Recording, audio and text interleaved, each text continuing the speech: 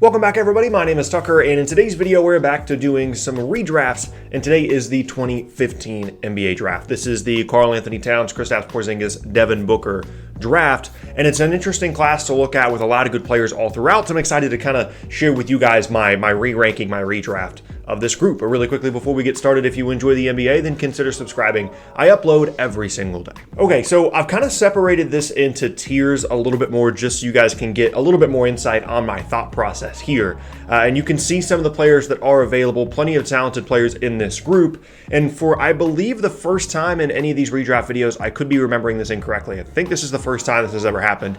The number one overall pick is still going to be the number one overall pick, and that is Karl-Anthony Towns. Obviously, it's only been a handful of seasons since these guys entered the league. Most of them have signed second contracts if they're any good, and so I feel like we have a good amount of experience with these guys, and I'm still going to pick Towns number one. There's a little bit of competition. Maybe you can make an argument for someone else here at number one overall. But when you think about the uniqueness of his skill set as a big guy that can stretch the floor, that can score inside, and has the potential to be one of the better offensive players in the entire league, I don't really see how you go away from Karl-Anthony Towns here. Now, yes, there are some deficiencies defensively, and there hasn't been a ton of team success since he's been in Minnesota, and guys like Jimmy Butler that have shown up there haven't really been super impressed with his attitude and his commitment to winning. Those are definitely all downsides, but from a talent standpoint, and from an offensive potential standpoint, I just think that Karl-Anthony Towns is the best player in this class still now a handful of years later.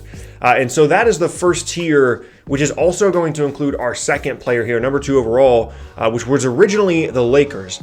I'm going to go with Devin Booker here. He was originally picked 13th. I think he's the second best player in this class, and I think that him and Karl-Anthony Towns are kind of in a tier of their own. There's not like a huge gap, but I think if you're going down it, I think those two guys are the two best players in the class, and then there's a little bit of gap down on to some of the other players that we're going to talk about a little bit later. Devin Booker came into the league with a reputation as a really good shooter, got opportunities early on in his career in Phoenix because of just a lack of good guard play to play on the ball a little bit more, really develop that part of his game, and is an all-star to a borderline, all-NBA, depending on the circumstance, caliber player moving forward. And hopefully him and DeAndre Ayton, those younger guys, can get it together and start winning some games there in Phoenix. Otherwise, both of these two guys at the top of the list, Towns and Booker, could be on different teams here within the next couple of seasons if they don't start seeing more team success. Typically, that's how these things work when guys are in smaller markets and they're really good players. Typically, they move on to other teams if they don't start finding team success within their first 6 or 7 years. Okay, so from there you go into a different tier, and it's not necessarily like these guys are so much less talented. It's just I'm a little bit less sure about them. And so we get to number 3 overall now, the Philadelphia 76ers. And I'm going to go with Kristaps Porzingis. And maybe it's a bit of a surprise that I didn't take D'Angelo Russell here, but let's go ahead and have that discussion, right? So Porzingis, I think overall has had a better career to this point. Obviously, the injury issues that he had at the very end of New York took away, an entire season from him. And that is not great for his case in terms of a better career than Russell. But up until 18 months ago, this wasn't even really a conversation, right? And then everything started going in the other direction because Porzingis missed time and D'Angelo Russell made an all-star team. The thing that really, makes a difference here for me, though, is that it's so much more difficult, in my opinion, to find a player with the skill set that Kristaps Porzingis has compared to the skill set that D'Angelo Russell has. Kristaps Porzingis can be a really good rim protector. He's got great size, obviously. He can stretch the floor. Has some, perimeter-oriented skills scoring-wise as well, and can fit in pretty well in a couple of different scenarios as long as you're not asking him to be the number one guy, right? I think he's in a really good situation in Dallas.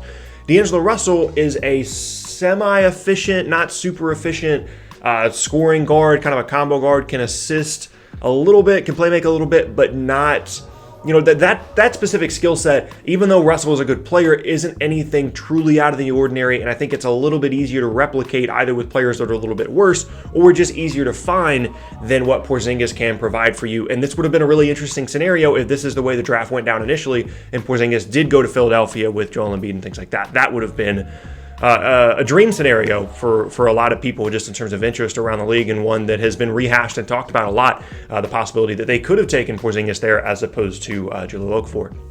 number 3 overall. Now we go to number 4, and you can probably guess it's going to be D'Angelo Russell. Originally picked number 2 overall. Really talented player, can score the ball, made an all-star team. I just think, as I said, the skill set is so much more unique for Porzingis, so much more difficult to find than what Russell provides, but that doesn't take away from the fact that he is a really good scorer. I have question marks moving forward with him and Karl-Anthony Towns' ability to lead a team that actually wins games and can defend, most importantly. So that's a question mark, but still for Minnesota to end up with, in my opinion, 2 of the top 4 players in this class is a nice accomplishment for them. And from there, I think there's another gap. I think then we go to our tier 3 players. And number 5 overall is going to be the Orlando Magic. And originally they went Mario Hezonja here.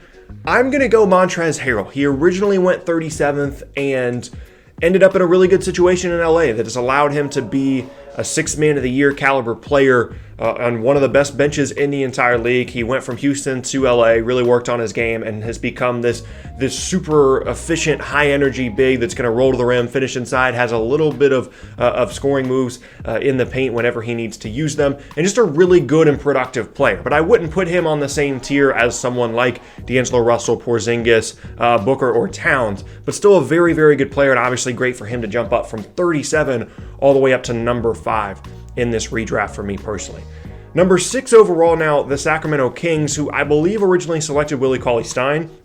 We're going to go with another second-round guy here, and it's Josh Richardson. And this is someone that last year in Miami didn't necessarily break out. Like, we knew who Josh Richardson was, but last year in Miami kind of became something different. He became someone that you could rely on a little bit more to score while also being a really good defender and arguably the best defender on that team. Someone that provides that versatility, that can play on both ends of the floor, doesn't have great size to play up multiple positions. He's pretty much going to be locked in at either the 2 or the 3 spot and be a little bit undersized at the 3, and needs to work a little bit more on his 3-point game to be, you know, a hugely impactful player moving forward for the Sixers or for whoever. But he's a really, really good player, still young, and someone that I think is going to continue to grow and develop into a really, really nice, versatile piece on the perimeter. And now we get to number 7 overall, and I think this is a player that maybe some people expected to see higher in this redraft, and I think it's arguable that he could have been at the top of this tier, potentially picked number 5 overall. And it's Myles Turner, who originally went 11th to Indiana, and he instead is going to be going number 7 here to Denver. I can't remember, this might be the Emmanuel Mudiay pick for Denver, but Myles Turner is a player that I've kind of had this like up and down thing with, right? Because he feels like the guy that we've been waiting on to like really break out for a couple years, and he makes improvements in his game, and he's a really good rim protector and defender, and can make some jump shots, do some occasional things offensively, but it just hasn't all come together yet to the point where I can put him above someone as productive as Harrell or as versatile as Josh Richardson. I think the argument can definitely be made. That's just not where I am personally with Myles Turner's game, but still a good young player and someone that can develop into something moving forward, and you could argue hasn't been in a great situation in Indiana with Sabonis there as well, probably better off as the only big on the floor. And now, again, I think we skip to a different tier at number 8 overall, because those top 7 guys, I think you can make an argument, you know, you'd be stretching it a little bit for some of them, but you could make an argument that in a certain scenario, they could be potentially all-star caliber players, right? Like, obviously at the top, they're going to be all-star, all-NBA caliber players. And then as you get even to that 3rd tier set of guys, Harrell, Turner, and Richardson could potentially be like borderline all-star caliber guys in the right situation, right? But this group is more of those rotation players, those role players. And at number 8 overall is Detroit.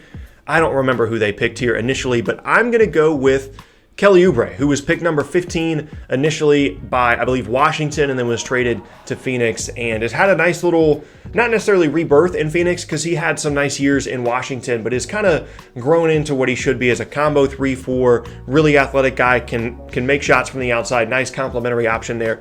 And Phoenix, and still really young, as a one-and-done player coming out of Kansas in the draft here in 2015. Nice little bump up in draft selection for him, again, with that versatility. I would like to see more from him on the defensive end. And until Phoenix starts to win games, or he starts to go somewhere else where teams are winning, I'm always going to question, you know, if he actually contributes to winning as much as I'd like to think. But still a nice player, and I think out of everybody left that hasn't been picked, definitely has the most upside as well because of that athleticism that he has, and still being young, as I said. So number 9 overall now, the Charlotte Hornets. This was the Frank Kaminsky pick, if I remember correctly.